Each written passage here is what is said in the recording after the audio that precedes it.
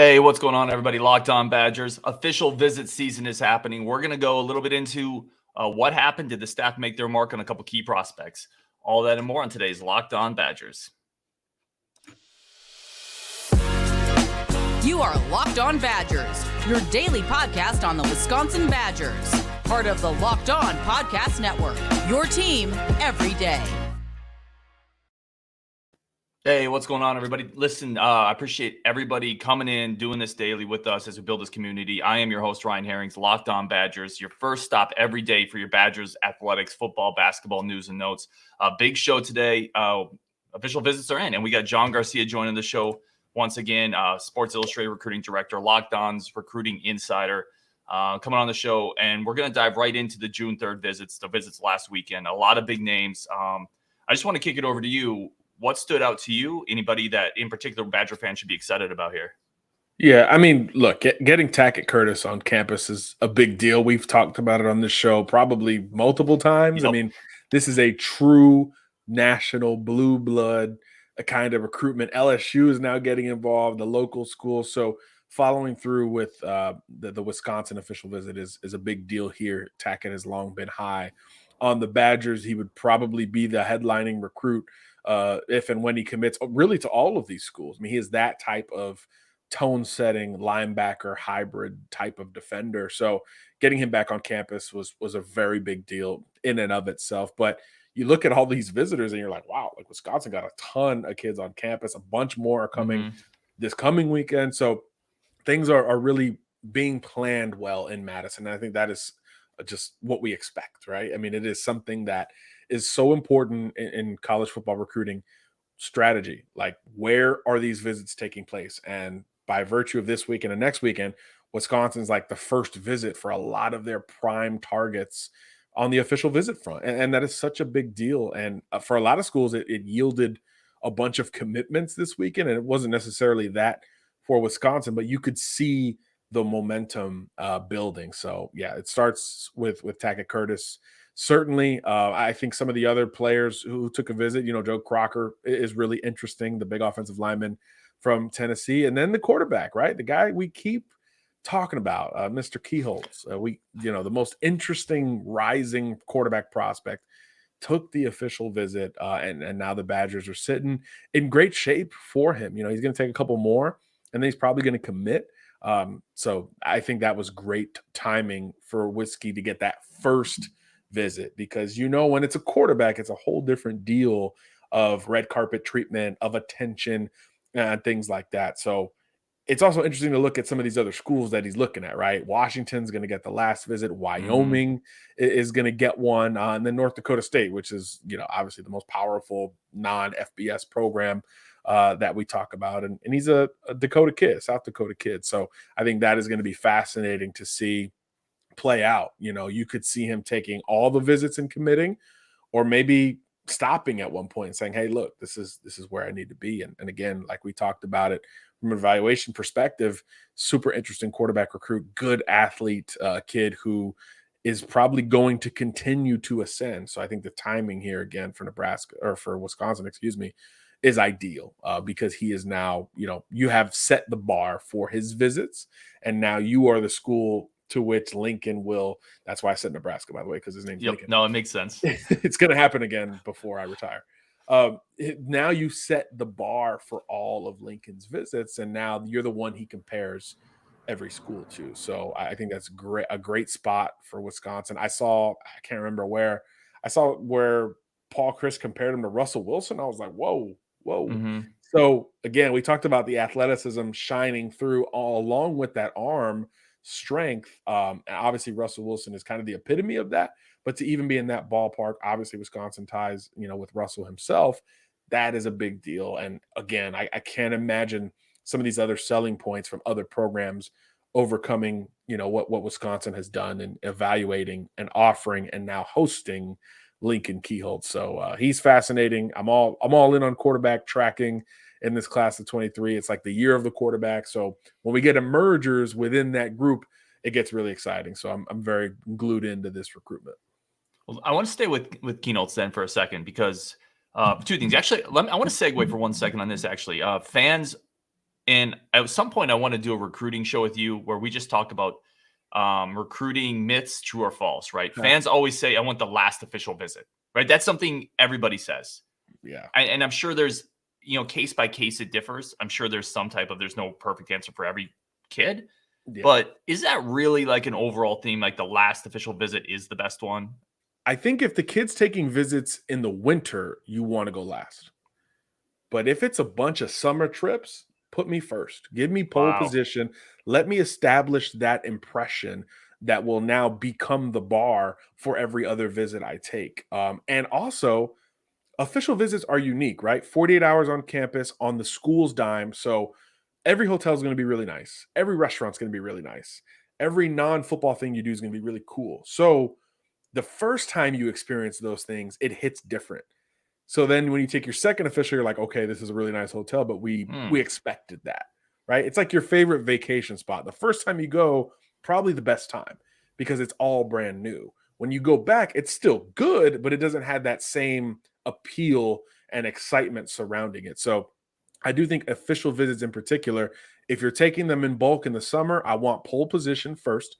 If you're taking them in the winter right in front of signing day, I do want to be last because that in-person impression with the coaches more so than the five-star restaurants and the overall presentation, the one-on-one time with the head coach saying, we need to close this recruitment. We need you to finish our class. That does hit differently in the winter right before signing day. But this time of year, I want to go first 10 times out of 10. Oh, that's fascinating because it really runs counter to what a lot of fans think. But it makes, when you explain it that way, it makes a ton of sense. Like your first time on a roller coaster, your first time anywhere, that's kind of the bar you measure. And as long as you don't fall on your face in the official visit, once he sees a big time college weight room, the next one's not going to be that much crazier, right? Right. And like in Keinholz's perspective, no disrespect to Wyoming or North Dakota State, but compared to Wisconsin, like from a visual, from an experience perspective, I don't know how they can measure up. Now, North Dakota State in particular, you've got a quarterback legacy that you can really spin that is as good as any school in the country. So that is a little bit unique to them. But in terms of physically being on the college campus and all of that, it's going to be tough to match the bar that Wisconsin set just on the surface level. Obviously, I haven't talked to Lincoln. I haven't, sat down with him and really dug into it. But from just a conventional 30,000 foot view, it's going to be tough to match what Wisconsin was able to throw out there. And again, they know this angle's coming with North Dakota State. So throw out Russell Wilson comps. Why not? That's recruiting, right? We want you to be the next this. Right. And individually, that's, again, about as good as it gets on that front, too. I want to finish up with Keinholz here and then kind of next segment dive into a couple other kids. You mentioned something that's interesting to me. You said one of the biggest risers, one of the most emerging quarterbacks in the market. What about him, A, was hidden for a while? Why was it? And B, what about him has really caused him to stock to kind of explode here? Well, two things. One, he's from South Dakota, so just naturally people aren't going to see him. It's just a part of recruiting, right? You want to be near a metro that people travel through or to so that you get more exposure. It's just a very simple starting point with this rise that can keep him hidden. But then you watch the 2021 video, his junior tape, you see the production, which was off the charts. And then you're all of a sudden like, oh, like we messed up here. Because if you go back to 2020, Lincoln was really good. Now he took another step forward in 2021. I just actually had his stats here. 3,400 yards, 37 touchdowns, 6 interceptions, 12 rushing touchdowns, 1,100 rushing yards. Right. We talked about his athleticism, the overall package, and those numbers, quick math, 49 touchdowns, almost 5,000 yards of total offense. I don't care what state you're in at that point, because it is uber production and that combination. And then the video gets out and you're like, oh, this kid's really functionally athletic. Like, okay, this is different.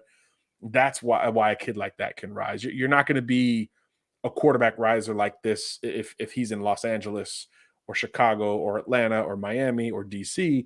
But if you're in South Dakota, something like this is possible. But great talent is great talent no matter where you're at. So it was kind of the perfect storm for him to begin that rise, and he's getting rewarded for it. He's got multiple Power 5 offers. I mean, North Dakota State, my goodness, nobody would blame a kid for going to a school like that. Wyoming's in the region as well. So if this is the final group for him, it's kind of an amazing story, because off the top of my head, I don't remember the last South Dakota kid I talked about, much less like tracked. Right. Yeah. No, I think I like I said, we talked about it before. I think the film is really intriguing. Coming up, guys, we're going to keep John Garcia on the show. We're going to dive into cornerbacks, offensive tackles, and the collective has arrived at Wisconsin. The Varsity Collective, Wisconsin boosters and alumni have launched it. We're going to ask some just big topic questions. What does that actually mean for Wisconsin recruiting and athletics? So all that's coming up on Lockdown with John Garcia. First, today's show is brought to you by Built Bar. I've talked about Built Bar on the show a ton. Again, it is become my go-to nutritional sidekick. Granola bars are out now, so you can get the same type of Built Bar taste, protein, health benefits in a granola bar if you like that more. And they move quickly, guys. So the products are great. That's why they're constantly selling out, restocking.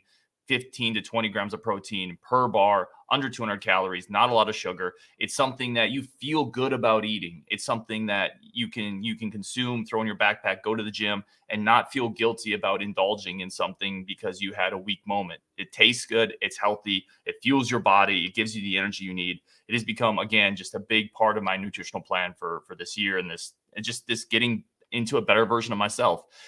Built Bar is something that Locked On, the community here, is embraced. And if you give it a shot, you'll know why. Tons of great flavors. The website's super intuitive.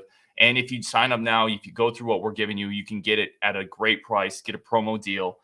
Built.com, promo code LOCKED15. That's LOCKED15 at Built.com. That's 15% off your order. So try something incredibly healthy that tastes awesome and saves money. That's the trifecta, guys. Locked15 for 15% off your order at Built.com. Thank you guys again for making Locked On Badgers your first listen every day. We talked about this a couple times. There is a survey, a Locked On survey, lockedonpodcast.com/survey. Let us make our shows better for you. Be honest, give feedback. And if you do that, you're going to be entered into, there's 10 $100 Ticketmaster gift cards. So you can go to a great event and you can help us improve the content that we're giving to you. So we'd really appreciate if you guys take a second and do that. Enter to win. That's lockedonpodcast.com/survey. And again, welcoming back John Garcia, Sports Illustrated recruiting director, Locked On's recruiting insider. Bring him back into the show.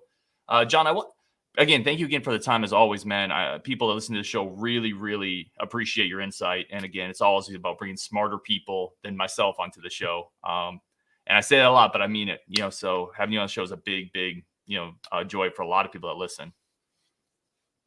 No, it's humbling. I appreciate it. This is it's been a fun experience. First few months of this thing, and now recruiting's about to hit overdrive. So I'm imagining we're all going to work a little bit more on it. So sign me up. You're going to need an assistant, the assistant to John Garcia. I want to talk a little bit more about some of the other prospects that were at the June 3rd, the official visit. We mentioned there was a ton of kids there. We're not going to go through everyone. A couple committed players were there as well. Specifically, I wanted to talk about Joe Crocker. We talked about him just a little bit, but I wanted to follow up and where you think his recruitment's at. What do you think of his game? Big offensive tackle, raw, coming out of Tennessee. Yeah, big and raw, certainly from a pass rushing perspective. Physical, though, at the point of contact. Ton of pancakes on that tape as well. Massive prospect, right around that 300-pound mark. And a guy who, you look at him and you're like, I could see him at Wisconsin. It's something that kind of just lines up with him. Although they don't dip into Tennessee very often, I wouldn't imagine. But this is one of those unique scenarios where he is really looking well outside of the state footprint. He's looking at Mississippi State. He's looking at Michigan State. Of course, Wisconsin, where he kicked off his official visit slate over the weekend. So really interesting tackle guard type to evaluate. And then his recruitment's picking up too. I mean, I think it's going to come down to these three schools. It sounds like now he is thinking about camping elsewhere, right? Ohio State, LSU, some schools that I don't believe have pushed for him just yet. So you get an offer from, two of the last 6 national champions or whatever it is, that's going to matter in recruiting. It just is what it is. But as things currently look, it looks like Mississippi State's getting this next trip, Michigan State, and then we could start creeping into a decision territory. So that's why, again, I go back to that first official visit and why that's such a big deal. Again, this is the table setter for Joe Crocker. And wow, the variance between Madison, Wisconsin, and the type of offense Wisconsin will run, and then going out to Mike Leach Oh, at sure. Mississippi State, where you will pass block every down, it feels like. Right. What a stark difference that may be. Incredibly curious to see how that plays out, because you usually don't see that, right? Usually kids are looking at programs that are somewhat similar schematically, especially with linemen. This is the total opposite with Joe Crocker. So fascinating recruitment to see. I don't know the last time Mississippi State and Wisconsin battled for a recruit, but here we are. That's the beauty of 2022. But yeah, I do think he will take some trips, maybe hit some camps, and then start to think about making a verbal commitment. So this official was big.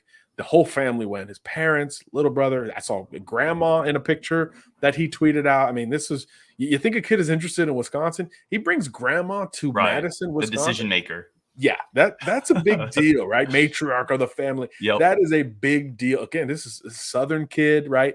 This is a big deal for Wisconsin. So curious, not only when he takes the trips, if he hits those other camps, who goes on those other trips? I think that's something we don't talk about enough in trying to project where these kids are going to go. Who you bringing? Mom and dad might come for every trip, fine. But when does high school coach sub in for grandma? Or when does your friend, maybe where girlfriend takes a trip? Who takes those trips is really fascinating to me, because not everybody is as wide open as a high school kid that's right now on summer vacation. Not everyone's as wide open as that. And you start to put these official visit weekends back to back to back, like in this case, Crocker is, and it becomes interesting. But Wisconsin definitely got the full slate and that first official visit. So it's not just the kid that has that kind of that wow for the first visit. The family does too, right? This is totally new for the most part for most families. So that's another aspect of recruiting that we really don't talk about at all, honestly. Well, and you're also, to your point, you're also setting the bar for the family, right? If you get the first visit. I mean, we talked about in the prospect, but grandma sees Madison, the family sees Madison. Madison's a great town. The academics are really high, and you kind of set that bar for them as well to follow up visits. And not to talk down to any other Big Ten schools, but listen, not all of them are Madison. Let's just be real here. I want to talk about Nate Johnson. Cornerback came up, defensive player, athlete. He's listed in a couple different spots. I know you were able to talk to him a little bit about his time in Madison. What's your feel with Nate Johnson, his recruitment and his game? Yeah, a two-way player at Clearwater Central Catholic, CCC, as we say down here in Florida. It's just CCC. Great player, really broke out as a junior in 2021. Another guy who's emerged since the season ended, the tape got out, new year, spring football, that kind of corridor where we see prospects emerging. He's become one of those in the Tampa area, and he's intriguing, right? Two-way guy who has Power 5 offers on both sides of the football, receiver or corner, and that alone, I think, shows a lot of why he's become this emerging prospect, because you can obviously do a lot with his skill set at 6 foot, 180 pounds or so. Explosive cat, had 10 touchdowns as a receiver, and then flipped over to defense and made a big impact against great competition in the Tampa area as well. And then you look at his recruitment, and another kid who has a bunch of visits lined up. I don't have them in front of me, but after Wisconsin, he's hitting several schools for officials in the coming weeks. I think Pitt, Iowa State, a couple of them that are involved. So I'm talking to him. I'm like, okay, you're going to probably commit after this run of visits. And he's like, yeah, I am. So we did confirm the timeline is getting to that critical point for Nate. But we also confirmed one interesting tidbit with Wisconsin in particular. That's the only school thinking DB for him right now. Everybody else is talking wide receiver for him. And, he doesn't really have a preference. And I think that's an important thing to look at as well. Usually there is a preference, or maybe he just didn't want to tell me. But Nate says, look, I just want to play. So you start thinking of pedigree relative to the position, and a DB at Wisconsin might have the appeal of playing wide receiver at Pittsburgh, let's say. Washington State is one of the schools on his list. Now all of a sudden the appeal feels relatively level from a positional perspective. So that's interesting with Nate and Wisconsin. He loved the first impression of Madison, and he singled out, in terms of the highlights, he singled out how things were run, which is, I think, really important. Look, private school kid, a Catholic school in the Clearwater area, very well-run high school program. So naturally, you have a different understanding of how things are to be run at a college program. So when you take visits, that's something that maybe a private school kid is keen on relative to a Right. public school kid. So I thought that was interesting that he pulled that out and said, hey, they run things really well up in Madison. So I thought that was a really interesting point in this recruitment too. So it could come down to position. It could come down, location. He's got schools all over the country: Washington State, Pitt, BC, and Wisconsin. So I do think that it's going to be fascinating to see where Johnson ends up. But if he wants to play DB, we could put in the crystal ball now. It's probably going to be Wisconsin because everyone else is thinking receiver for him at this point. And you play for Jim Leonard. I mean, that's obviously got to be a pull if you're going to be a DB. You know, it's interesting that you mentioned that he was impressed with how well it was run. At some point, I'd like to take a deeper dive on this. We don't have time to do it on this show with Paul Chris and his recruiting staff.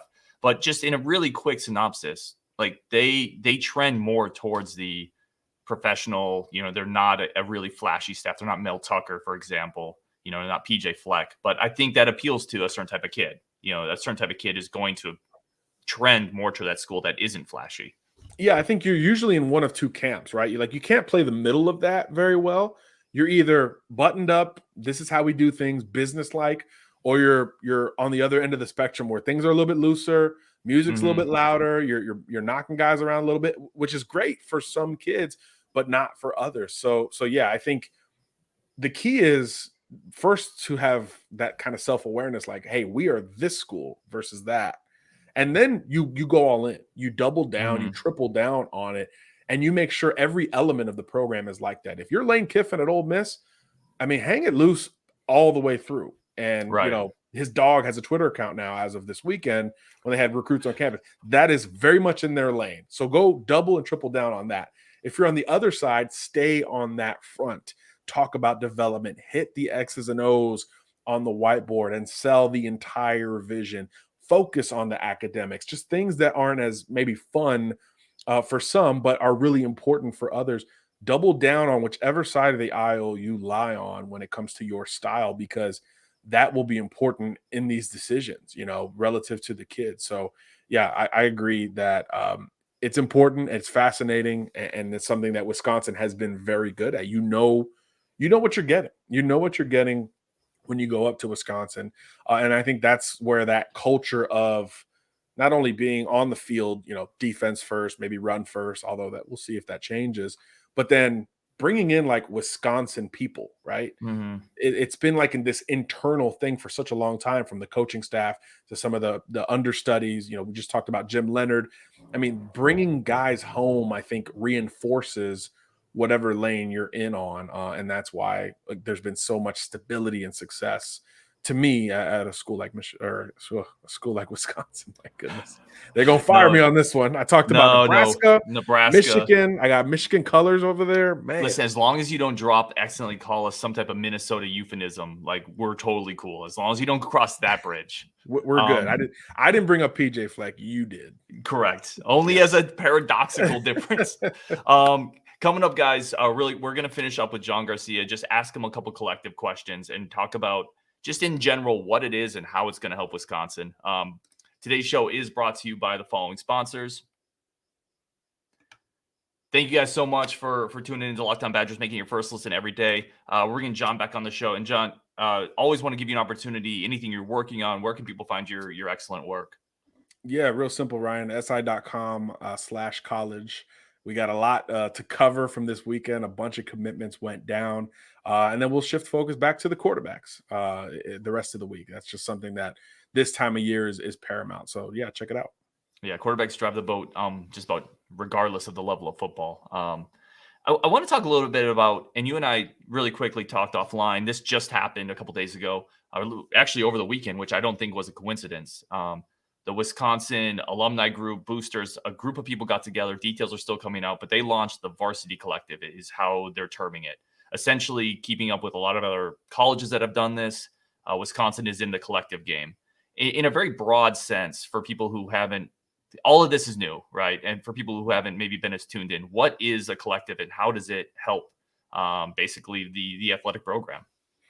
It's huge, Ryan. I mean, I think, you know, collective in particular, that term is brand new. And I think I think the Florida Gators Collective was the first one that I saw, but we've seen almost every school come up with one because of that, or since that happened. And it's because it's organization. It is an organized way of trying to distribute all this money that is becoming a part of NIL and college athletics, as opposed to 20 businesses being separate.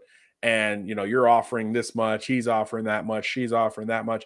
It's a collective. It's what it sounds like. It is a collective way to approach the NIL process. So there is, usually there's your key donors. You've got like your president, your CEO, people who are the top decision makers, and it becomes its own business. And that strategy filters into the targets, right? Which Wisconsin athletes are we going to center in on? How much money? How much time?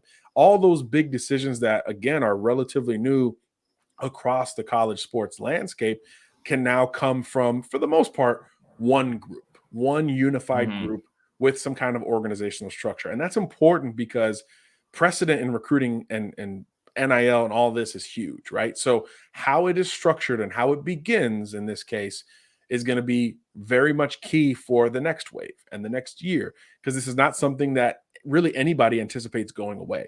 So every school needs to build their collectives out like pretty much yesterday and try to figure this thing out, because if you don't, you will be left behind. It's like the facility arms race, the uniform arms race, playing on prime time, whatever measure you want to use. It is becoming critical in college football and all sports to a degree. So having that one unified group initiating that conversation is really important, because it can connect people to the right people. It can also help on the other side to avoid some of the gray area and the compliance issues that inevitably come with money. So I do think that's an important element of it that definitely doesn't get talked about.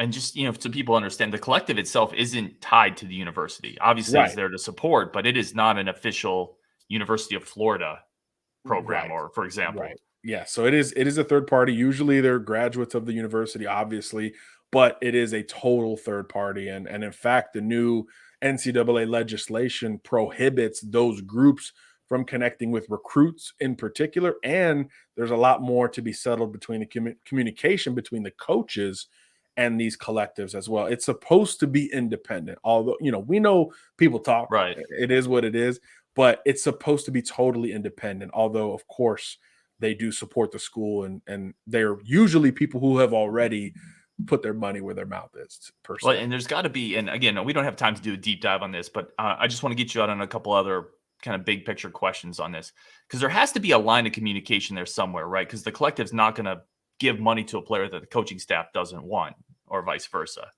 right? So yeah, well, it's supposed to be with current student athletes. So in theory, they would have already, watched them play for a season, or created some kind of valuation or monetary value attached to a student athlete in theory. But again, we know it's creeping into recruiting. So right, I was just going to say, like, there is communication. There's no doubt. Like, everything you said is correct, right? And I'm not accusing any collective of, but we also live in a world where we know some of this money is going to recruiting. I'm just saying collectives in general. I'm not pointing to any particular one, but we know some of this money is going to recruits. It was before the collectives. Right. And look, some high school states are allowing their high school athletes to profit off of NIL. Louisiana just went through. California's had it for a while. I mean, that's becoming its own thing. So it's kind of hard to put into perspective at times. But yeah, basically independent group. They got cash behind them, and they execute it in a certain strategy that absolutely is tied into the football program, however loosely or closely is legally allowed. I want to end on this because I've already taken you for 30 minutes, but I know these are all coming together. All these collectives are still, these are like little children essentially growing before our eyes. But is there a program that's done this really well in your eyes, a program that's really gone ahead of the ball, put together something a little more organized? Yeah, I think the Gators were first. I know Tennessee and Texas A&M have made waves. Miami's been the most public about it. The one billionaire is Like every time I'm on Twitter, he's there doing something. But I think Oregon has been the most, and to the surprise of no one, right? They've Right. been very organized with it. Phil Knight is involved. I think they have a title that's like director of player relations, and it's Sabrina Ionescu, who's the great basketball player Oh who's yeah, now in the yeah. WNBA. So they've got like a total public structure about it, but the money is still private as opposed to, Miami, Tennessee. Some of those numbers have come out a little bit. So Oregon's doing it at that same level, but a little bit more buttoned up from a public perspective. But look, there's really no right or wrong way yet. It's still too early because as people know, Oregon's figuring it out pretty well, and Nebraska's another one. They also know the dollar amounts they're seeing talked Mhm. about, with Miami, so who gave $800,000 to a basketball transfer. So that, something like that, could work to your advantage as well. So again, it goes back to perception, what's legal, what isn't, and what's really happening. But yeah, these are popping up all over the country. And that's why these college coaches are kind of publicly saying, "Hey, help us out." We saw Ryan Day do it over the weekend. Right. Yep. Nick Saban, Jimbo Fisher, Lane Kiffin's talked about. I mean, this is something that is not going away. So it's great news if you're a Wisconsin fan that this collective is formed and ready to rock, because that's going to be the norm sooner rather than later. No, it's awesome to hear, man. John, thank you again so much for the time. We always appreciate it. Put all your show info, all your contact stuff up in our show as we always do, so people can find you and enjoy your work as well. Sounds good, Ryan. Thanks so much for having me. I appreciate it. Yep. Till next week. Guys, he's John Garcia. As always, a great person to have on the show. Super insightful, knows the industry really, really well, has been in it for a long time. And I just want to say again, thank you for everyone that's made Locked On Badgers your first listen every day. We talk about we just launched a Discord. So if you don't know what that is, no worries, because I'm learning how to do it kind of on the fly. But it's just a way to build the community. You can join the Discord.